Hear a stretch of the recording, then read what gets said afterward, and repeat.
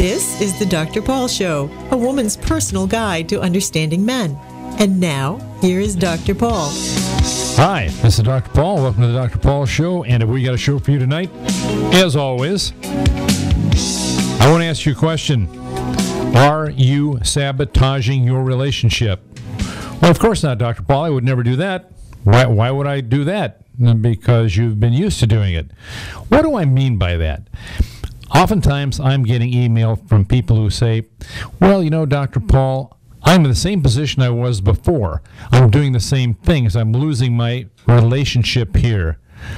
I'm not responding to my significant other, be it male or female. The person says something and I half listen, or I overtalk, or whatever it does, it seems that it's something that you've done before. Are you sabotaging yourself? And why would you do that? Well, the reason people do that is because they don't feel as if they are deserving. If you don't feel as if you're deserving, then you're going to do something to foul up that relationship that you're in. And it happens over and over and over. Not because you want to, but because that's something that you tend to do to yourself because of how you feel about you. When I give an example of sabotaging your relationship, I'm talking about maybe arguing with somebody over a small matter, or maybe just ignoring something, or not answering, or holding back, or being reserved, or being not talking, just stone cold.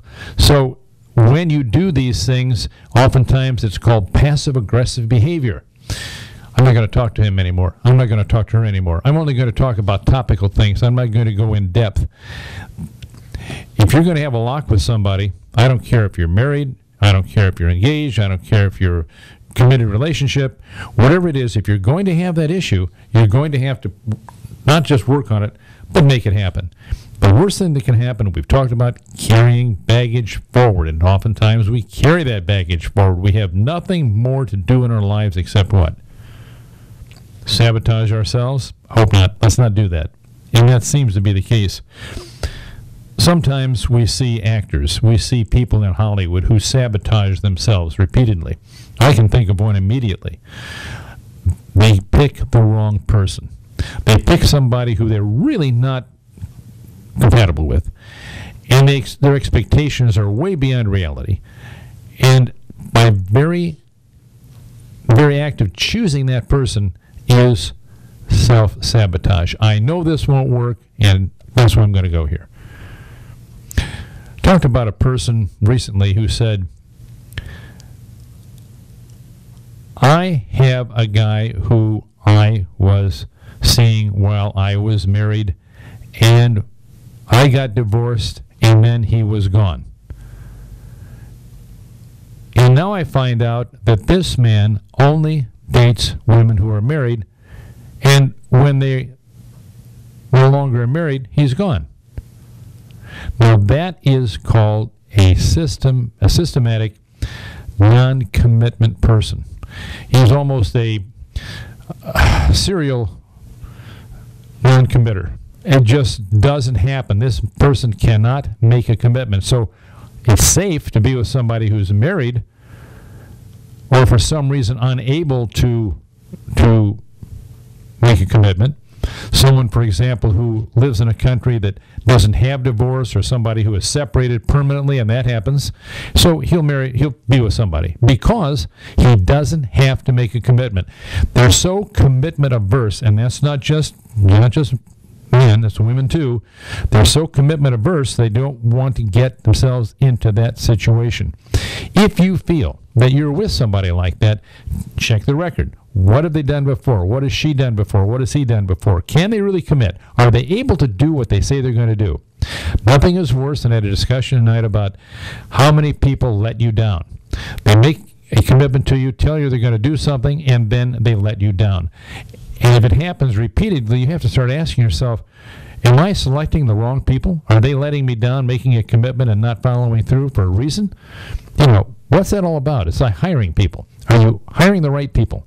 If you have a business, you know that if you're having turnover in your employees, something's wrong. When it's not the employee, ultimately it's you. And the fact is that when they have a football team that's losing or a soccer team or whatever else, they don't replace the players, they replace the coach. You're the coach if you're the business owner. You're the coach, male or female, if you're in a relationship. You're the one that's going to pay the price one way or the other. But don't start out giving yourself another analogy to sports, 2 strikes out before you start. You've only one more strike to make. So when you go into a relationship, look for compatible. And we've talked about people that are opposites attract, and ultimately they don't work out. Opposites will never work out. They're not going to make it. They have to be similar. They have to be just like each other, and then they will succeed. Okay? That's the way it is. As long as we're talking about people doing things in self-sabotage, let me share with you something interesting. I knew a person who was a fashion director, and that fashion director was a female who actually was involved with high-end clothes for women, high fashion. And I know her from having been in Screen Actors Guild, and she was involved with a number of people who were actors and other people in various pursuits of life that purchased high-end fashion. And we got to talking. I knew one of the people that happened to be a model, and she said, well, Dr. Paul, you really have a background in behavioral psychology, and I want to share something with you, and I think you might want to know this. Well, okay, fine. What is it? She said, do you know what we do when we have a $200 dress that won't sell? I said, I don't know, give it to charity? Oh, no. Ha, ha, ha. That's a good idea, but no. She said, we double the price. What? Run that by me again? Wouldn't you discount it further? Oh, no. We double the price, Dr. Paul. And then we sell it. Okay, let me sit down on this and think about this. So you're doubling the price of a product that you can't sell at $200, so you're selling it at $400. Yeah, she said even sometimes $500. And then we sell it. Would you explain to me why that is? And then she started explaining it to me. And it made sense. Well, we know that many women will only buy a dress that's expensive because they feel that if it's expensive, it has to look good on them. They have such low self-esteem and such a low self-image that they won't buy a dress for under $400, $500, whatever it may be, because they're afraid if they do, even if it looks better on them, they'll buy the expensive dress because of how they feel about themselves. They feel better about themselves if they're wearing an expensive dress. I don't care if it's chartreuse and it looks horrible on them, they'll buy it. If it looks like, I won't say the term because it's one we use in the Navy and probably not a good term to use on this show. But anyway, if it's not really expensive and gaudy even, they'll buy it because it's expensive and they feel it makes them feel better. It makes them look better, although it doesn't. She pointed out to me some examples. Here was a very attractive woman in a very unattractive dress, all, I guess, kind of look like bubble wrap, for sake of a better word. And here, and it made the woman look 15 pounds overweight. Okay? Then she showed me the picture of the woman, same woman, different dress, and she looked very svelte. Very good. Very svelte. And what am I saying? Why? Why is she wearing this one? Which one did she buy? You're going to tell me she bought the bubble wrap dress. That's right. She didn't buy this one, but that looks so good on her. The color's just right. Nope. Not the point. The point is it was more expensive and it made her feel that she was more worthwhile. And I had to think about that, and it makes sense. I was once asked to help a number of women periodically make clothing choices. Now, I'm Dr. Tough Love, and I'll tell you the truth whether you like it or not. So find these women range from about 19 to 24, a couple 35-year-olds, a couple 40-some-year-olds, and it was kind of a wide range. Mostly, let's say, the 19 to 20-year-olds, several 30s, and several 40s. Okay. So we went on a shopping spree, and I'm there as their consultant, let's say. And I did this for a reason. I did it because it was a good study for me to find out how they react to the fashions they're looking at. Who are they dressing for, themselves or others? So to me, it was a study, and I'm taking notes, and I find it interesting.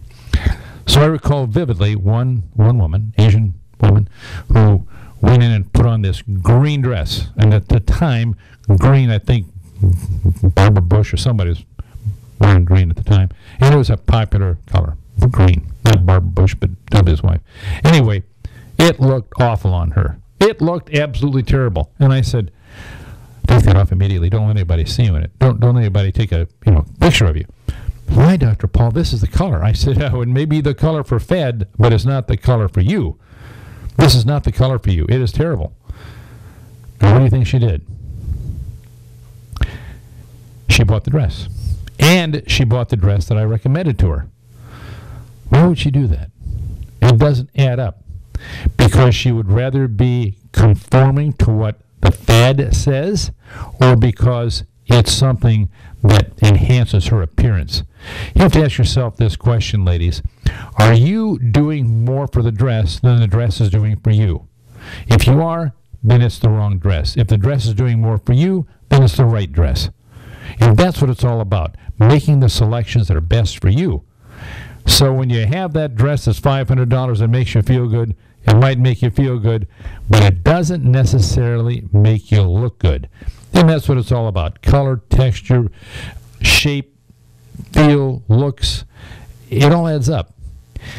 Well, it turned out Dr. Paul had been given finally a consultant fee to take another group of women, different category of women, shopping. And I did that. And after a while, I started having groups of women ask me to go shopping, and I received a fee for it, a consultant fee, and it became pretty popular. I had to pursue that again because it was a lot of fun for me, and I could tell them truthfully what it was. It wasn't. Remember, I'm not in a position to be a husband or boyfriend and say it looks awful on you, because I can say that and not have to sleep on the couch. Right? Their husbands or boyfriends or whatever go with them, and it's a bad idea right up front. The guy wants to go watch a football game or whatever. To me, it's intriguing. I want to see why they're motivated the way they are. And I found out why. Because they're trying to conform to a standard they don't necessarily fit into. Don't do that yourself. What's the same or what's the different? What's different is more attractive, more appealing. You can't be all things to all people. Don't try. You have to be different. That's what attracts the eye. If you wear gray, it's not so eye-attracting. Why do you wear cosmetics? Why do you wear lipstick? Red lipstick, whatever, rouge, whatever. It's more appealing. That's why. The same thing is true with your clothing. Unfortunately, for some reason, some people just don't get it. Well, Dr. Paul's here to help you get it, and that's what we're all about. We're going to make it happen for you after these breaks. This is Dr. Paul. You're on the Dr. Paul Show.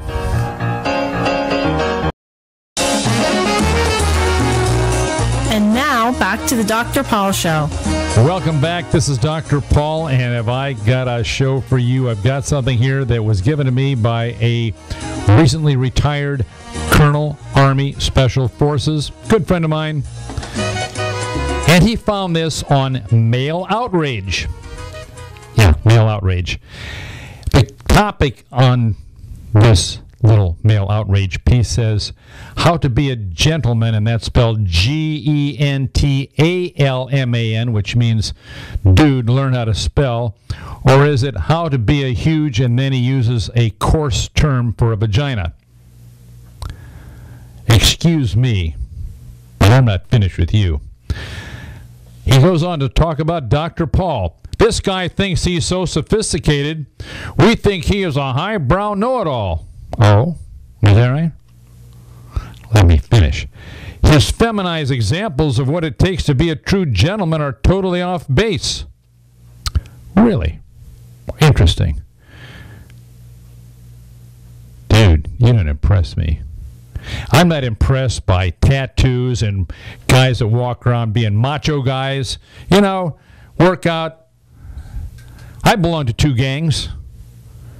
One was called the U.S. Army. Went to Army Airborne Basic. Okay? Did my tour, got an honorable discharge. The other gang I belonged to was the U.S. Navy. Did my tour and got an honorable discharge. I want to challenge you clowns out there who think you're so tough to join one of my gangs, join the Army or the Navy or the Air Force or the Marine Corps or the Coast Guard. And then you come back to me and tell me about me. Okay? I'm a veteran. My dad was a disabled veteran. My uncle got 3 Bronze Stars. I come from a family of veterans. And when I listen to people like you who are all talk, it doesn't impress anybody. I don't care how tough you think you are. When you get back out of the service and you show me your honorable discharge, then I'll believe it. Then you and I have got something to talk about. In fact, my buddy that just retired from the Army said to me, why don't we go out and buy these guys a drink? He said, I don't think we ought to go there. Oh, but let me complete this offensive letter or statement or whatever. A man need only be a gentleman on holidays or in a courtroom. Oh, or in a courtroom. Well, isn't that interesting? The only time I've ever been in jail was during an emergency, and they had to barrack us in jail. In other words, that was our barracks, okay? We had to be billeted in the jail. Apparently, whoever wrote this has had some experiences on the other side. Oh, they left the door open, by the way. A woman wants to feel respected by the man they love and have close relationships with. I agree with you. A woman does want that. Congratulations, you got something right. That's 1 point for you. That's great. They also want to know that their man won't shy away from bullies and will stand up for what is right. Well, I agree with you again. One important thing in the service is, I don't care what branch you're in, you always have the opportunity to do weaponry. Okay, they give you medals for firing various weapons, and if you get expert, that's the highest medal that you can receive. I received expert on every weapon I ever fired in the service, and I was on the rifle team. You're right about bullies. You have to stand up to them. I truly agree with that. Your facial hair, excuse me, but I have no facial hair. I have no facial hair. I shave every day. So wherever you got that, maybe you're looking through fuzzy glasses or maybe you had too much to drink. Costumes, okay, I'll grant you that. I do wear a costume, but then we all do. Shakespeare said it, right? We all live our parts on stage, and we all wear our costumes every day. Some of us wear shirts and ties, and others wear jeans and hard hats. So what? We all have a costume. Or other media gimmicks. I'll grant you that. Media gimmicks are common. We all use them. Ever see during the Super Bowl, ever see some of the ads? Media gimmicks, hello? Dr. V-Horn, you got a lousy shtick. Do you know what shtick means? Do me a favor, don't be a schmuck. If you're going to use Yiddish terms, at least know some Yiddish, okay? Okay, you may be right. I've got a lousy shtick as far as you're concerned. So it goes. Life goes on. But I had to comment on this. Do me a favor. No matter what you feel about me, do one favor for me. Always respect a vet. I'm still in the Fleet Reserve, and I'm in the American Legion. Oh, and 1 point on that. We had some joker tell us, oh, yeah, I was Special Forces, Army, blah, blah, blah, big guy tattoos. Oh, great, you should be in the American Legion. Well, yeah, no, I don't want to do that. I said, why not? I don't want to sit around and listen to these guys tell war stories. We don't do that. People may tell you funny things about what happened in service, but they don't talk about some of the action they've been in. They don't talk about that. And by the way, I'm not a combat veteran, although I've done some interesting things.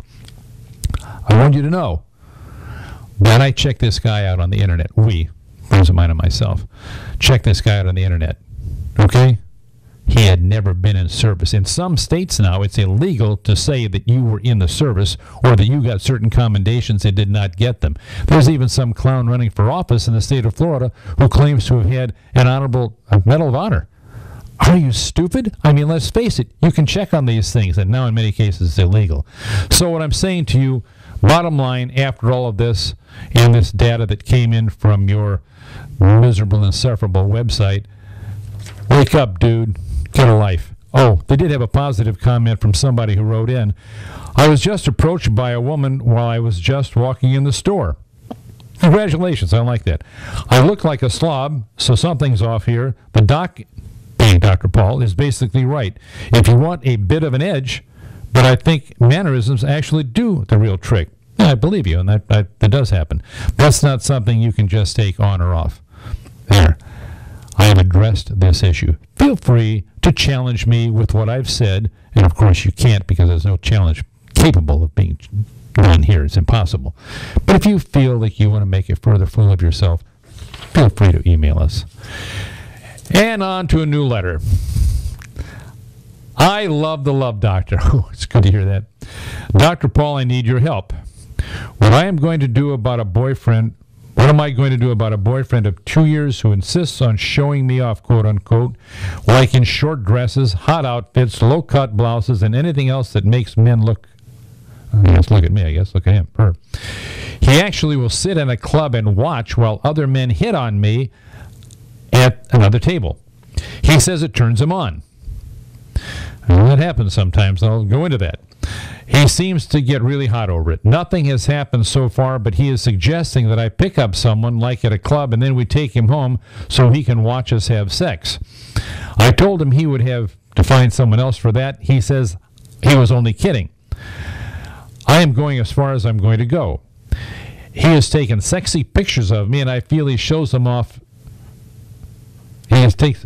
He shows them off too. He said he doesn't, but he tells me so and thinks you're hot, but he tells me so and so thinks you're hot, which makes me think that he does, although I can't prove it. He tells me what guys are looking at me, and when we go out, to pull my skirt up a little higher. What makes a man want to do that? What would happen if I just went along with it and did what he asked? How would he really react? I know you're Dr. Toughlove and will tell me the truth. Wow. Okay. Let's start at the beginning here. You said you have a boyfriend for about 2 years, and he insists on showing you off. Yes, there are men like that, and there are women like that. And let me tell you why. And you ask in the end of your letter, what makes a man want to do that? Well, the probability is he is somewhat bisexual. So he's getting off on observing other men looking at you and hitting on you. It turns him on because that's how he is. What happens in a case like that, and you said, what would happen if I just went along with it and did what he asks? How would he really react? Well, what he would do is he would be totally, absolutely gratified that you did that. In fact, he would tell you right away he wants to probably tell you that he would want to marry you. Now, why would he do that? Because all human beings are heterosexual, homosexual, bisexual with percentages therein. Stay with me here because this is not easy to comprehend in some cases. Some people are 10%, 20%, 30%, 40% bisexual, and it runs the gamut. And they seek situations where they can subconsciously satisfy that need. Now, in the case of a man, he will probably, and oftentimes they become swingers, he will probably go and have different men, not the same man repeatedly, because that would be too much of a threat to him. In the case of a woman who is bisexual and they have a threesome with her husband or boyfriend or whatever, they may tend to have some for a while and some for a while beyond that. So it's a different form, but both have a need for bisexuality to a degree. And that's where it comes from, because you've asked me where it would come from. If you're fine with that, go for it. If you're not, then don't go for it. Whatever makes you feel comfortable. I don't make moral or value judgments for anyone. Let's go back to something else I said. I said he may choose to marry you. He may say, wow, I really want you to do this. And what you do, in the event that he does that, is you make him put it in writing. You make him put it in writing and sign it. So when you do it, okay, in the event that you choose to do it, and have him watch or whatever, he wants to involve himself, and sometimes they want to do that, then you make sure you've got it in writing he's going to marry you. And if he tries to get out of it, then sue him. Dr. Paul has sued people before, successfully. In fact, even 2 attorneys, and had one disbarred for malpractice. All right? That works. So this is not uncommon. I have many, many, many letters like this, both from men and from women. One man said, at first I thought it was a good idea, but I just don't want anything to upset our relationship. And you don't want anything to upset your relationship either, and he certainly doesn't. That's why women tend to, who are bisexual and have a commitment and want a threesome, they want to have someone oftentimes as friends, and it goes on, and then they remove themselves from them and go to others. Men, on the other hand, as I said, will frequently have different partners throughout time because they don't want to feel that threat. Is it uncommon? Not at all. Can you live with it? Then do it. If you feel uncomfortable with it, don't do it. It's your call. I mean, you've been there almost 2 years, and you probably have other things that have occurred here that you haven't gone into detail on. And you don't have to share that with me, but the fact that you wrote this is telling me something. The fact that you sent this to Dr. Paul said, I'm thinking about it. What do I do? Where am I going to go from here? She says worried in a particular city. I won't mention the city. Where am I going to go with this? What's going to happen? Am I in danger of losing this guy? That's your real reason here. You really don't want to lose this guy, yet you're not comfortable with what he is requesting from you, and yet you're asking, well, what if I did it? What are the consequences? How would he really react? Well, once you've got that in writing, you put it in your safety deposit box. Get it notarized, if you will. And then you got him. And if he says, well, I don't want to see you anymore, you had, No, I'll see you in court. I got a great attorney. You're done. And it'll probably stick, too. Okay? It won't be a small case either. So let him know. If this is what you want, if you really want this, then you're going to have to marry me, and this is how it works. You've asked for it. You got it. That's the end of it. Again, I get many and have many letters that have come to us like this. You're not different. You're not different from anybody else. It's not a special situation. It's highly common. In this country, in America, people tend to hide it a little more than in other countries. Maybe not so much anymore with the advent of the internet, etc. But in Europe and other countries, it's very common practice and not something that other people get all upset about. Maybe that's the case here. Maybe it's somewhat hypocritical, but that's how it works. Okay, enough of that. We'll go to the next one.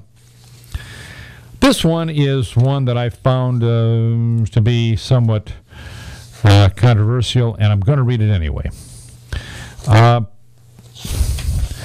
don't do religion, and I don't do politics. This one has both, but for a different reason. Okay, so I'm going to mention it, go through it, and tell me what you think. To Dr. Paul, I am a religious person, and I don't agree with a lot of what you say. All right, I read these. Good, bad, or indifferent. If I agree with you, I'll go along with it. If I don't, like I did this other person, I'll tell you about it. That was a website, by the way. I have to admit now that a lot of what you say is true. Okay? I feel that I have been lied to a lot by my church. All right? I think that women like me who are religious are being used by church leaders who are men and want us to mind them about contraception and to vote for and how to live our lives. And who to vote for and how to live our lives. When I read the Bible, none of that is there. They are making it up as they want to. I think they have gone too far. My friends from college feel the same way as I do. My mother even stopped going to church. I know you don't talk about religion. What do you think is right? All right. Not sure anymore. What do I think is right? Okay. I say, every time someone asks on my show or emails me, what's your religion? I say, I'm a theosophist. Well, what's a theosophist? Well, I believe in God, but I don't believe in religion. In fact, I believe there's an element of truth in every religion, like maybe the Ten Commandments. Thou shalt not steal, thou shalt not kill, the basics, And there's an element of truth. Okay, I can buy into that. But when people start making up things that aren't in the Bible, as you say, then it becomes not a religion, but becomes a situation that is going to discriminate to some degree against somebody, in this case women. And that's been the case over the centuries, and we know that. You are not wrong. You are absolutely correct. And why are you correct? Because you live in a free country. I brought something with me tonight, the Constitution of the United States. I'm just going to read a couple things from it, because it pertains to you. Number one, ever notice what the first three words of the U.S. Constitution happens to be? We the people. Not we the lobbyists, not we the politicians, not we the preachers, we the people. The people. That's what it says. We try to support that. And earlier in the show, I mentioned I'm a veteran, sworn to uphold and defend the Constitution of the United States against all enemies, foreign and domestic. Okay? Let's go a bit further. Let's go to Amendment number 1. Congress shall make no law respecting an establishment of religion or prohibiting the free exercise thereof. Free exercise thereof. You have the right to exercise any religion that you want, or not any religion you want. It's your free exercise right. And finally, and this is really terrific, and I'm glad the Founding Fathers put this in because I truly subscribe to it. It's in the Declaration of Independence. We hold these truths to be self-evident that all men, and by that is the generic term meaning mankind, are created equal, and that they are endowed by their Creator with certain inalienable rights. That among these are you ready for this? Believe it or not, life, liberty, and the pursuit of happiness. If in your pursuit of happiness you choose to have contraceptives, then that's your right under the Constitution of the United States, regardless of what some blowhard, liar for hire, or politician happens to say. And again, I don't involve myself with religion or politics. I had to address that because it's a contemporary item that I've been asked about, not only from you, but from a lot of women. You know what the question's all about. I responded in the best way that I can. I've been highly supportive of women in throughout my career, and I've done that. I've had a mother who was a professional woman, an aunt who was the first executive vice president of a major corporation in New York. So I'm highly supportive of women. I know what they had to go through. And turn the clock back 50 years is not acceptable. Okay? So it goes. We're going to go to a few more letters after the break. This is Dr. Paul. You're on the Dr. Paul Show. Just chatting with my producer over the break here. Do you know that any male contraceptive can be purchased over the counter at any pharmacy in the nation? Condoms? That's right, condoms. But you can't buy female contraceptives, birth control pills, over the counter. Some of these previously prescribed items, like I think Prilosec is one, whatever generic name it had, and I'm just giving that as an example, is over the counter now. So why not contraceptive pills, birth control pills? Why not? Because there's a double standard there. Now, I was told over the break that, well, they have no hospital, no doctor, nobody should be required to prescribe birth control pills if they don't believe in it. Well, here's the issue. In insurance plans, you will have available erectile dysfunction medication. The blue pill, you know what I'm talking about? That's paid for by prescriptions, by the insurance company. Okay? Now, why would you have a double standard and not want to pay for contraceptives? Because the minute you say, well, we're not going to pay for either one, you watch how fast they authorize prescriptions being paid for out of your health plan for women. And why is that? Because it's sexist. That's why. Very simple. The double standard isn't acceptable. And that's where I stand on it. Okay, moving right along. You know, like some woman was saying the other day on television, I won't tell you what station, but you'll probably all know the show. And she said, that's it. My church doesn't want me to use contraceptives. I'm changing churches. Oh, that's durable. Okay. Moving right along. We did that one for sure. Let's have a new one here with Dr. Paul. I need an answer. I have only one BFF, and she is really not a BFF, meaning best friend forever. I think you probably all knew that already, but I thought I'd add that for those of you who don't. I think she was trying to keep me from meeting guys or being with guys because when we go out, she puts me down in front of them in a way. It always sounds down, like she will just say she didn't give her last boyfriend a chance. About her, apparently, about this woman. No guy wants to hear that, do they? No, they don't. They're going to say, what's wrong with her? I don't want anything to do with her. And you're absolutely correct. I think I really know why she doesn't want me to have someone I like. I draw the guys wherever we go, and she doesn't want to go anywhere without me. She is cute but a little overweight. She has a good job, but she won't go out with the girls where she works. I don't want to go out with her anymore. How do I tell her that? I really don't think she is a friend. I think she is using me. Can you give me an answer, Dr. Paul? I think your observation is highly astute. She is using you, and using you in the worst possible way. The way she's using you is that she is putting you down in front of others, and she wants to use you as the draw to get guys in. She can't make it without you. And she doesn't want you to know that.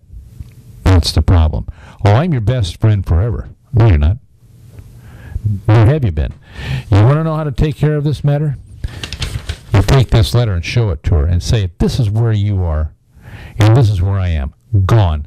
I'm no longer what you would like to consider your best friend forever. It's done. You're a user, and the users are losers, and I'm out of here. Don't ever contact me again. Close the door. That's how to handle it. I know a lot of times I can't do this. You can. You can do that. You can cut it now, bang, like that. Drop her like a bad habit and move on. Because if you don't, she's going to use you over and over and over, not only for this, but other things as well. Apparently, this has been going on for a while because you explained it thoroughly. Drop her like a bad habit. Like I said, stop her now because it won't stop. She'll find some friends at work to go out with, but don't be the bait for anybody. I've had other women tell me this, and men who go with other guys because these guys know how to talk women into going to have a drink or whatever else, and the other guys can't do it. Okay? So it goes both ways. Men and women both are bait for other men or women in groups. Don't be the bait because you know what? Then you become the chump. Moving right along. Next letter. Thanks, Dr. Paul. I learned a lot from your show about online guys saying the same things to different women. Do they do that? I didn't know that. You mean guys say the same thing to different women? Yeah, they do. And she goes on to say, you were right. They all seem to be from out of the area, and they all have great lines because they've used all those lines to women in the areas in which they live, and they got to go out of the area. I love this. I read this before the show. I even looked online for great lines guys can use. So she went online, probably Googled it, great lines guys can use. Now, hear this. Now, hear this. Now, hear this. I couldn't believe it when I saw guys using the very lines and not even changing them. How stupid can they be? These guys are getting pickup lines, quote unquote, online and not even changing them. Do you think women are that stupid that they don't go and Google those places and find out what the lines are? Hello? Wake up and smell the coffee. I think I will take your advice and start working with some charities in the area and working events with them. I am tired of online lines. Do you get any other letters like this? Well, this was one of the better ones, but yeah, I get a lot of them like this. We had one several weeks ago, maybe a couple months ago, where women were comparing what these guys were telling them, and they started playing the guys on this. Okay? So, yeah, this happens. Yes, yes, yes. And the sad part is, and it's like the one that had a date with a woman, and he went to a pickup artist seminar, and then proceeded to tell the woman all about it. He says, yeah, we paid $1,200 to $3,000 to go to these. Dude, if you have to go to a pickup artist seminar to pick up women, y'all is lost. Don't even think about it. It might work for a little while, but this guy, as you'll recall, was reading notes under the dining table where they went to the restaurant for dinner. It's sad. It's sad. Guys, don't do that yourself. I mean, it's bad form. It's just sad. And if you're running a pickup artist seminar, I know some of the guys that do this, do yourself a favor. Rule number 1, don't tell the woman you have a date with that you have been going to pickup artist seminars. Okay, that's rule number 1. Rule number 2, see rule number 1. It boggles the mind. Unbelievable. Yeah, they can be that stupid, lady. I'm sorry. All right, we got another one here with some time. Dear Love Doctor, you are the man. You tell us about men. Well, thank you. Dr. Paul, but where are they? Oops. All I see are guys that look the same and act the same. Oops. Oh, this is not your lucky night, guys. Overall, they are boring. She has, okay. Most men I meet talk about the same things and are not even listening. Well, they're not even listening. Guys, you get nailed with that a lot. Oh yeah, I saw the hockey game, Final Four basketball, and she's trying to fall asleep, right? I have been out of college for 2 years, and the economy is tough but getting better. Just because I am employed in a routine job now doesn't mean that I am dumb or that I am a snob. I just won't go out with guys who do not have the same interests that I have. I feel that when I do get a job in my area, I will find someone of interest. In the meantime, what are your ideas for me? Signed, Disappointed. I get a lot of these letters, especially from women who are newly graduated from college and they haven't found the jobs in the area they want, and they're doing something else, and they're exposed to guys that they otherwise may not be involved with, and they're just not happy. So I'm going to go back to my charity thing. I've said this before. Go to a charity. It might even help you network for a job that you want, okay? Go to a children's hospital or go to some location for the homeless. Whatever they do, they have charities in your area, especially in the area I see where you're from. I'm not going to mention the city. But go there. Go there and help people and network there. And you'll find people that are more within the range of your interests. And I know how you feel. And it's no fun to feel this way at all. And I'm glad that you wrote to me, and I appreciate, what you said. So hang in there. You'll succeed. Just follow those suggestions. We got a lot of people working for charities out there, which is good. Make that a network situation. All right. I have a question for Dr. Paul. I read this one before, too. Some of these I read cold, like a couple of these I had tonight. I hear that women like bad boys. This is from a woman. No, man, excuse me.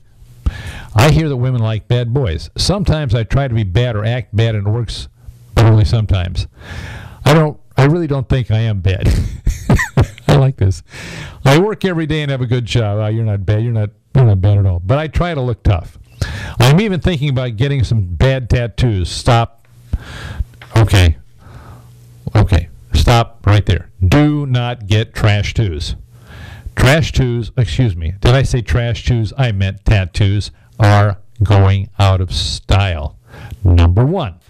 Number two, if they're using needles that are not completely clean, you will gain something called hepatitis at best, and hepatitis C at best, and or HIV at worst. Not good. And finally, the lead pigment in tattoo ink is devastating to your liver. If you want to have a few drinks, that's only going to make it worse. So don't get the tattoos. Stay away from those. You can do other things. Get a paste-on tattoo or henna or whatever they call it. You don't have to have a needle-driven tattoo. When I find girls who are looking for bad-type boys, I don't really like them. Well, duh. Water seeks its own level, right? It's like they are trying to prove something. Like they aren't being real either. I think I'm going down to their level. Yeah, you are. Is that working for you? Not all women like bad boys. You might be a little bit bad, all of us have done things like Dr. Paul, showing off on a motorcycle, Harley Davidson Sportster under a car. No more motorcycles, but did sports car racing. And, we've all done things. We've all done things maybe in clubs that we otherwise wouldn't have done, dancing on the tables or mooning people in college or something like that you're going to get in trouble for, and you're kind of a bad boy, but, at least you stay out of jail type of bad boy, mostly. You seem to have some answers, so what do you think? Well, and the size is not that bad. I think you're on the right track, and I think you're learning. That's the most important part about this letter is you are learning. Hey, guess what? I'm not so impressed with these women who want the bad boy types. I think I don't really like them. I don't want to sink down to their level. Yeah, so I have hope for you. I think you're doing the right thing. And don't try to look like everybody else. I mean, I can tell you exactly what the image is. couple days of growth of beard because maybe, they don't shave and maybe they don't bathe either, whatever. And then they try to look cool. Their hair's a little messed up. Shirts hanging outside the pants, jeans kind of. And they all look alike. They all look alike. And even if they're wearing a sport coat or something, they all have this fuzzy face. Why? Why? You think that's comfortable to kiss somebody with a fuzzy face with those whiskers hanging out there? They get whisker burn? Think about it, dude. It doesn't work. Women don't like that. I'm trying to help you, too. This show, 80% of my listeners, viewers, etc., are women. But, guys, you're going to learn. You don't want to learn something? Read some of these women's magazines like Cosmo, etc. You're going to learn about women. Why do you insist on going to places like, what was this called? Mad Men or something? Doesn't work. What was that called? Upset Men? I guess you're in menopause, and maybe that's it. I don't know. You're not the Rambo, dude. This is Dr. Paul. May your fantasies of today be your realities of tomorrow.